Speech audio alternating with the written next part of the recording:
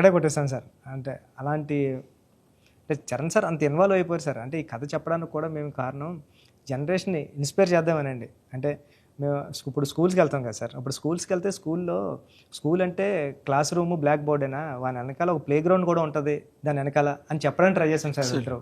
అంటే ఆట స్థలం అంటే అమ్మ కడుపులో ఉన్న 9 months ఆడుకోవడానికి ఉంటుంది గ్రౌండ్.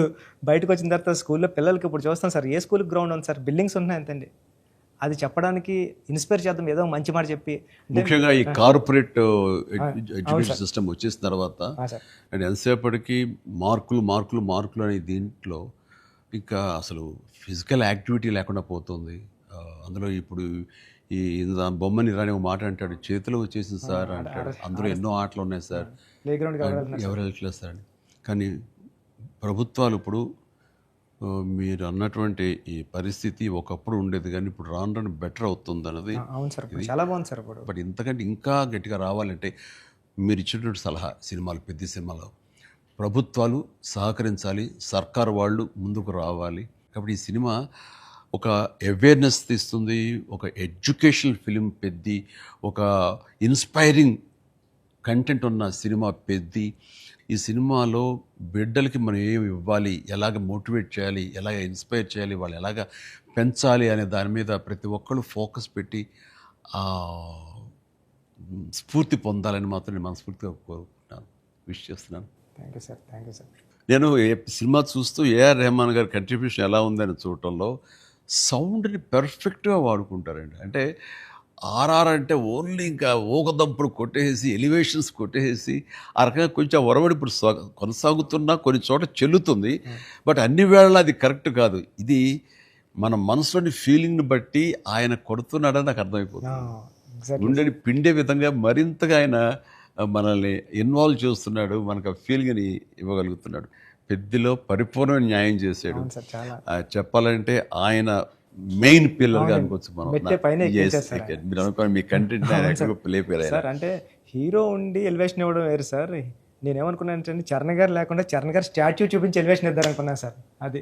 అది అక్కడ కూడా రెహమాన్ గారు అలా లేపారు సార్. లేపారు మామూలు కాదు సార్, చాలా ఉంది. పైగా ఇది అఫ్కోర్స్ మీరు ఇంటర్వ్యూస్లో మీరు అన్నారు రెహమాన్ని ఎలా ఒప్పించావని చరణ్ చెప్తుంటేను అక్కడికి వెళ్ళిన బాడీ లాంగ్వేజ్ బట్టిను ఎవరైనా సరే అది. బట్ ఎవరికైనా సరే నువ్వు చెప్పే కంటెంట్ ఉంది, అది మెయిన్. కొంచెం విజ్ఞత, కొంచెం అవగాహన, ఆ సెన్స్ ఉండే ఎవరికైనా సరే ఆ కంటెంట్ నువ్వు చెప్పగానే దానికి డెఫినెట్లీ ఆమోదయోగ్యం, ఆమోద ముద్ర పడిపోతుంది.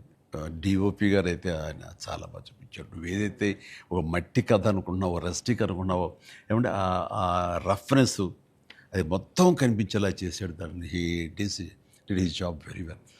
అండ్ తర్వాత ఇంకా మీ నవీన్ గారు అయితే టీజర్ దగ్గర నుంచి ట్రైలర్ దగ్గర నుంచి ఆగలేక ట్రైలర్ కూడా నేను చెప్పేశాను ముందు. అద్భుతం.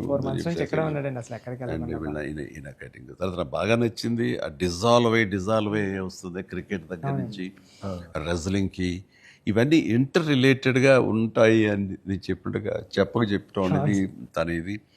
అండ్ ఎన్ని చోట్ల బట్ సినిమాలో నెరేషన్లోనే మీరు బ్యాక్ అండ్ ఫోర్త్ చెప్తారు. ఇది అంటే బొమ్మన్ ఇరానీని ప్రేక్షకుని చేశారు.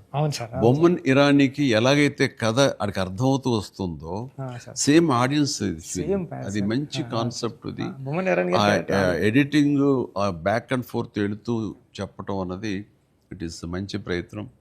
And that way my heart felt appreciation to Naveen నోలీకి. అలాగే ఆర్ట్ డైరెక్షన్ గురించి ప్రత్యేకంగా చెప్పలేదు. అన్నీ కూడా పర్ఫెక్ట్గా హార్మోనీ ఉంది. ఒకటి ప్రత్యేకంగా అయ్యి ఏంటిది అనట్లేదు, అన్నీ కథలో ఇమిడిపోయే విధంగా ఉన్నాయి. ఎగ్జాక్ట్లీ. ఆ యంగ్ విలన్ దివ్యందు వీళ్ళందరూ కూడా చాలా బాగా కంట్రిబ్యూట్ చేశారు. లాస్ట్లో కూడా బొమ్మన్ గారు స్టాచ్యూ చూడకుండా వెళ్ళిపోదాం, చరణ్ గారిని కలవకుండా వెళ్ళిపోదాం అంటాడండి. చరణ్ ఎందుకు కలవకూడదు అనుకున్నాడు బొమ్మన్ ఇరానీ అంటే అంతే. ఆ గుడ్ ఫీలింగ్ అలా ఉండిపోవాలంటే కలవకుండా ఉండటమే కరెక్ట్.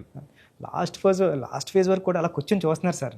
లాస్ట్లో కూడా ట్రైన్ని ఎలా ఎక్కి ఆగి ఆగారు ఇలా కొట్టిన చరణ్ అంటే అప్పుడు ట్రైన్ వచ్చింది కదా, అవును సార్.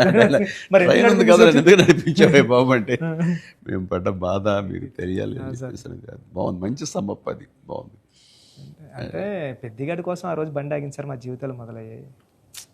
మాకు స్కూల్ వచ్చింది, వైద్యం వచ్చింది, సర్కారు వచ్చి మా అవన్నీ క్రిస్ప్గా చాలా బ్యూటీ తోటి పట్ట పట్ట పట్ట చేస్తారు అన్ని జరుగుతుంది. లాస్ట్లో మళ్ళీ వస్తారు కదండి చరణ్ గారు స్క్రీన్ మీదకి, పెద్దగా నరుస్తాడు కదండి. ఆడు ఎక్కడ బర్ణ వల్ల తెలియలేదండి ఎవరికైనా, భువన్ గారికి. గట్టిగా పట్టుకుని పెద్ద అని అరిస్తే అప్పుడు కొండల మధ్యలో కుక్కను పట్టుకుని వెళ్తూ ఉంటారు. ఇంతకు సన్ డిసప్పాయింట్ అయిపోయి అనుకోకుండా అవును సార్, గుడ్ ఫీలింగ్ పుడతామేటి మళ్ళీ